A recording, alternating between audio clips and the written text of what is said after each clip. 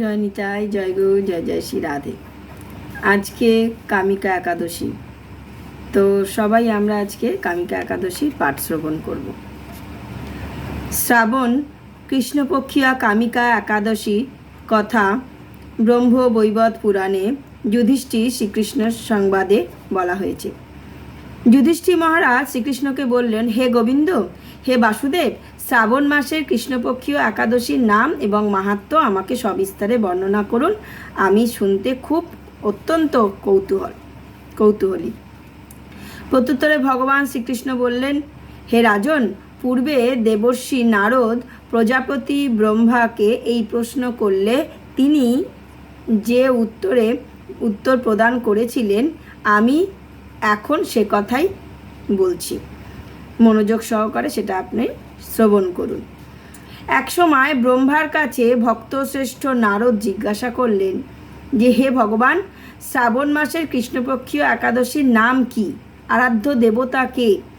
সেই ব্রতের বিধি বা কীরকম? এই ব্রতের ফলে কি পুণ্য লাভ হয়? সব জানতে ইচ্ছা করে। আপনি একটু কৃপা করে তা বর্ণনা করুন, তাহলে আমাদের জীবন ধন্য হবে। শ্রী নারদের কথা শুনে ব্রহ্মা অত্যন্ত সন্তুষ্ট হলেন এবং তিনি বললেন, হে বৎস, জগৎ জীবের মঙ্গলের জন্য আমি তোমার এই প্রশ্নের যথাযথ উত্তর দিচ্ছি। শ্রাবণ মাসের কৃষ্ণপক্ষীয় একাদশী কামিকা একাদশী নামে প্রসিদ্ধ। এই একাদশী শ্রবণে বাজপেয় যজ্ঞের ফল লাভ হয়। ভগবান শ্রীকৃষ্ণ পূজা অর্চনা অপরিমিত পূর্ণ ফল প্রদান করে। গঙ্গা, গোদাবরী, কাশী, নৈমিষারণ্য, পুষ্কর ইত্যাদি তীর্থ দর্শনে সমস্ত ফল একমাত্র কৃষ্ণ পূজার মাধ্যমেই কোটিগুণ লাভ করা যায়। সাগর ও অরণ্যযুক্ত পৃথিবী দানের ফল, দুগ্ধবতী গাভী দানের ফল অনাসেই এই ব্রত পালন করলে লাভ করা যায়। যারা পাপপূর্ণ সাগরে নিমগ্ন, এই ব্রতই তাদের উদ্ধারের একমাত্র উপায়। এই রকম পবিত্র পাপনাশক শ্রেষ্ঠ ব্রত আর জগতে নেই। স্বয়ং শ্রীহরি এই মাহাত্ম্য কীর্তন করেছেন। রাত্রি জাগরণ করে যারা এই ব্রত পালন করেন, তারা কখনোই কোনো দুঃখ বা দুর্দশাগ্রস্ততে পড়ে না। এই ব্রত পালনকারী কখনোই নিম্ন যোনিপ্রাপ্ত হয় না। কেশবপ্রিয় তুলসীপত্রে যিনি শ্রীহরির পূজা করেন, পদ্মপাতার জলের মতো তিনি পাপে নির্লিপ্ত থাকেন। তুলসীপত্র দিয়ে বিষ্ণু পূজায় ভগবান যেমন সন্তুষ্ট হন, মণি মুক্তাদি মূল্যবান রত্নের মাধ্যমে তেমন প্রীত হন না। যিনি কেশবকে তুলসী মঞ্জুরি দিয়ে পুজো করেন, তার জন্মার্জিত সমস্ত পাপ ক্ষয় হয়ে যায়।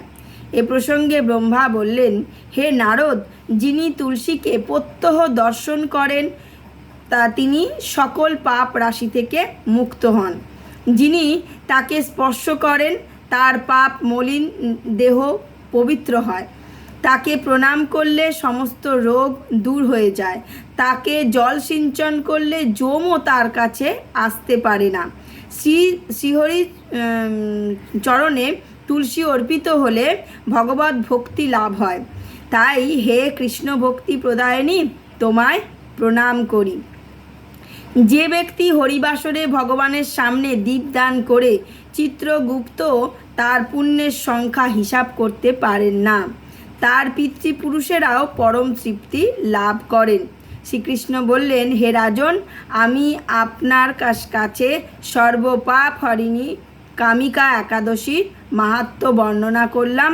অতএব যিনি ব্রহ্মাহত্যা, ভ্রূণ হত্যা, পাপ বিনাশিনী, মহাপুণ্য ফল প্রদায়িনী এই ব্রত পালন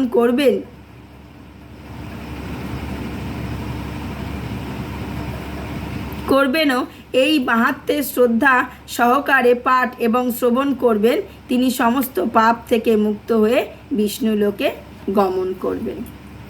তো আপনারা সবাই এটা শ্রবণ করবেন আর অবশ্যই একাদশীর ব্রত ছাড়বেন না। সবাই একাদশীর ব্রত পালন করবেন, দেখবেন সমস্ত পাপ থেকে ভগবান আপনাকে মুক্ত করবেন।